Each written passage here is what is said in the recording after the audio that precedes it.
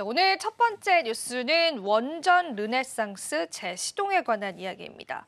핵 가속화에 관한 행정명령이 나오기도 했었고요. 오늘 원전주들의 움직임들도 좀 주목해보면 좋을 것 같은데요.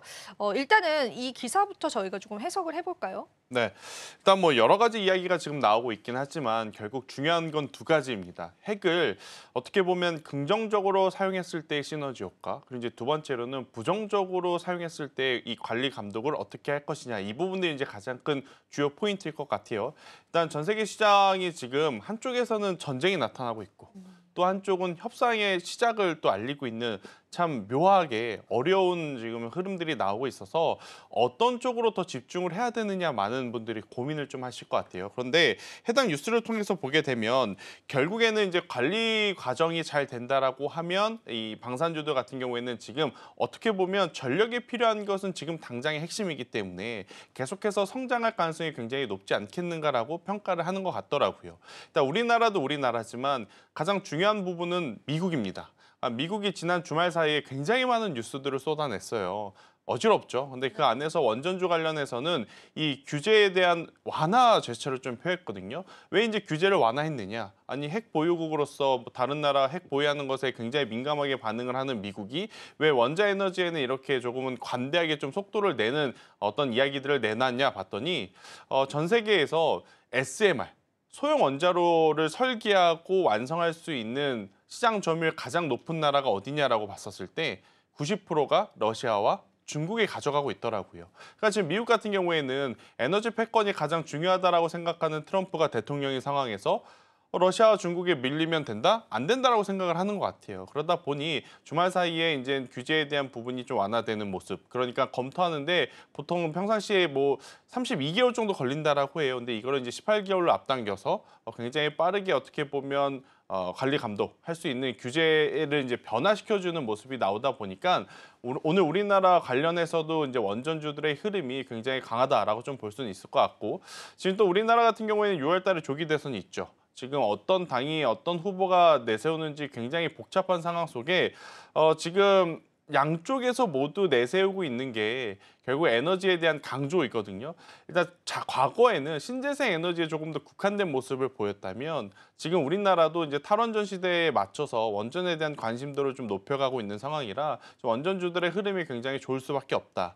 지난주 원전주 가장 큰 이슈가 있었죠. 체코발 네. 이슈가 되는 거야, 안 되는 거야 정말 고민이 많긴 했지만 결국에는 한수원이 체코로부터 굉장히 또 좋은 결과물을 이제 얻어왔다라는 확정 뉴스가 있었기 때문에 여기에 원전 관련주들의 시세가 지금 굉장히 강한 모습을 좀 보이고 있는데 일단 산업의 좋고 나쁘고와 종목군들을 조금 다르게 봐야 될 것 같아요. 제가 왜 이 이야기를 드리냐면 원래는 원전주 하면 저는 원픽을 두산에너빌리티, 투픽을 이제 BHI를 드렸는데 BHI는 이제는 좀 별개로 좀 봐야 될 것 같습니다. 전체 매출의 약 15%가 원전이기에 원전주로서의 이제 매력도 있겠지만 최근 사실 체코 이슈가 있어도 BHI는 흔들리지 않고 굉장히 높은 수주 잔고 열 병합 어떤 플랜트 사업에 대한 이 기대감 때문에 따로 움직였기 때문에 저는 오히려 BHI는 별개로 수주 잔고가 앞으로 늘어나느냐 줄어드느냐 이 부분을 체크를 하면서 투자를 하시면 될 것 같고 원전주 관련해서는 두산에너빌리티를 일단 주인으로 이제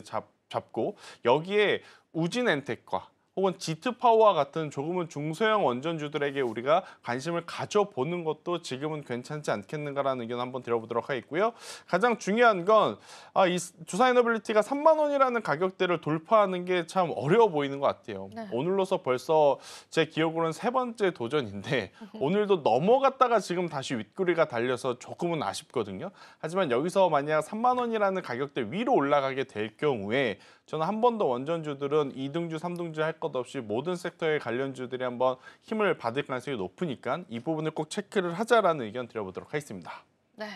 사실 저희가 원전주 관련한 리스크들은 바로 지난 시간에도 이야기를 나눴던 것 같은데 주말 사이에 트럼프 대통령이 2050년까지 이제 미국의 원자력 발전을 독려하기 위해서 현재 4배 용량 정도 사용하는 행정명령을 검토했다고 합니다.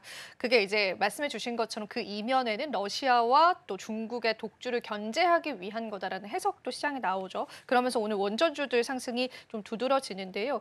일단 체코 쪽에 관한 리스크는 어느 정도 무마됐다라고 본다면 무조건 이제 긍정적으로 원전주를 바라봐야 될지 원전주에게 또 올 수 있는 리스크는 없을지를 일단 먼저 짚어볼 수 있을까요? 있죠. 영업이익률을 꼭 체크를 해야 됩니다. 네. 그러니까 우리나라가 유럽이라든지 미국 시장에 굉장히 큰 강점이라고 자부하는 게 두 가지가 있다고 제가 계속 이야기 드렸어요. 첫 번째는 뭐였냐? 가격. 그러니까 체코에 이번에 입찰을 할 때도 경쟁사인 프랑스보다 30% 낮은 가격에 입찰가를 냈거든요. 과연 이게 추후에 봤었을 때 예전에 이제 우리가 유사 섹터로 조선업을 좀 생각을 하시면 될 것 같아요. 조선 수주 배수를 놓고 보면 굉장히 크게 성장을 했는데 나중에 실적을 보니까 영업이익률이 안 좋았습니다. 그 이유를 확인을 해봤더니 당시에 너무나 낮은 저가 영업을 펼치는 바람에 수주 선수는 굉장히 많았지만 기업 입장에서는 남기는 마진율이 굉장히 적었던 게 이제 문제가 됐었거든요.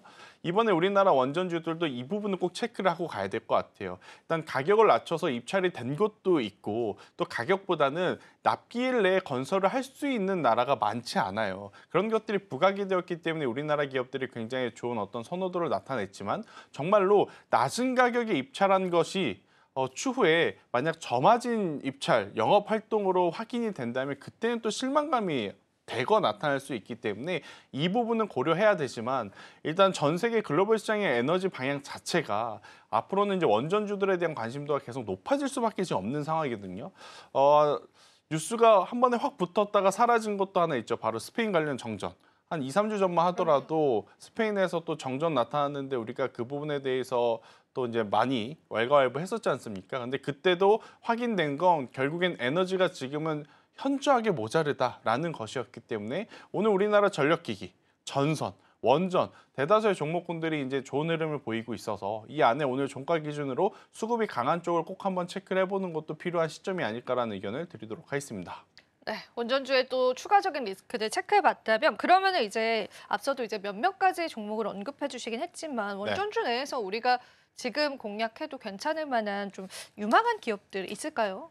저는 두산 에너빌리티를 탑픽으로 말씀드리고 싶고 사실 예. 이제 두산 에너빌리티보다 저는 여러분들이 건설주들 최근에 아마 관심들 많으실 것 같이 같아요. 오르더라고요. 이게 원전 때문에 올라가는 거야? 그러면 이 건설주들도 많이 쉬었기 때문에 더 올라갈 수 있는 것 아니야? 라는 생각을 하실 것 같은데 사실 원전주와 엮여서 볼 수 있는 기업은 현대건설과 대우건설밖에 저는 없다고 생각을 해요. 그런데 현대건설은 아쉽게도 이 마진율에 대한 부분이 좀 고민이 됩니다.